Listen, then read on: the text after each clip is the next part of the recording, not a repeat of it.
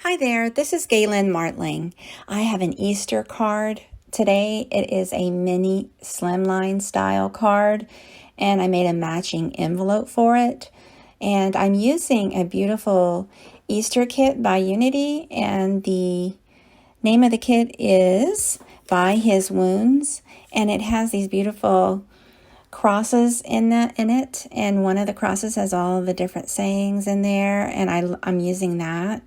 It's so simple. I just stamped it on just regular cardstock, and I am using Distress ink by Ranger in squeezed lemonade and dried marigold colors.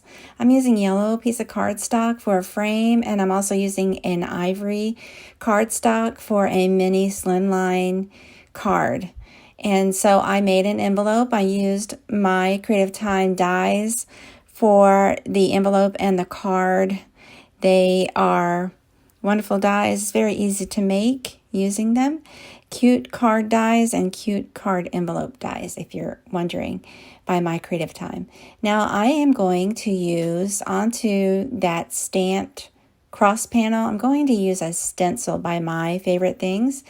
It has these dots and confetti that I think is perfect to just look like it's lifting up into the sky, perfect for Easter.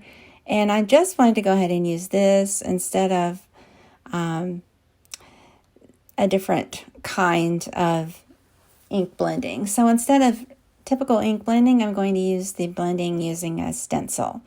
And I use an ink blending brush. Actually, it's a makeup brush that I use for crafting, and it works perfectly for ink blending. And I'm just using that orangey color first towards the bottom.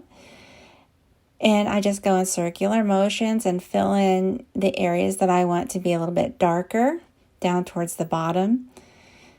And it looks more of a contrast in person rather than the photos. Everything looks all one shade of yellow in the photos, but really it's a blend from orange to yellow.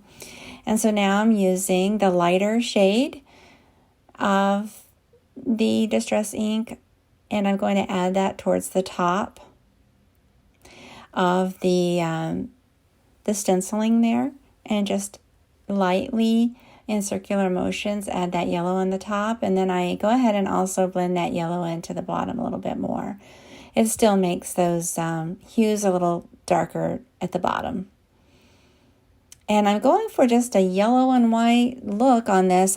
It has a little bit of an orange shade in the envelope, but I'm sticking to the yellow and white theme here.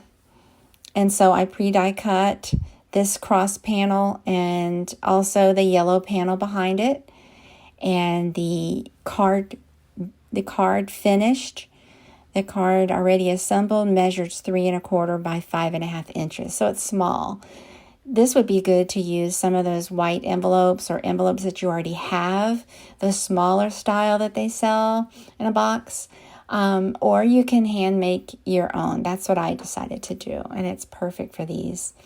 Now this, I added foam tape to the back of that cross panel, added it right over that yellow trimmed frame panel. And I'm going to go ahead onto the yellow cardstock and add flat, clear, double-sided tape.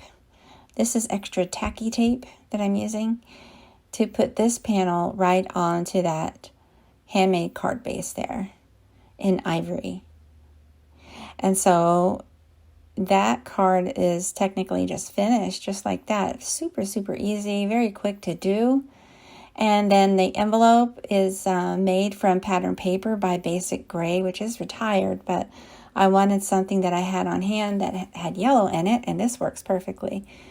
And it's a smaller size, and it fits the card base, and the card just great. I love it. I hope you give it a try. You can use all of this with a paper trimmer and make something similar. Thanks so much for watching, and please take a moment to subscribe to my channel. Have a great day.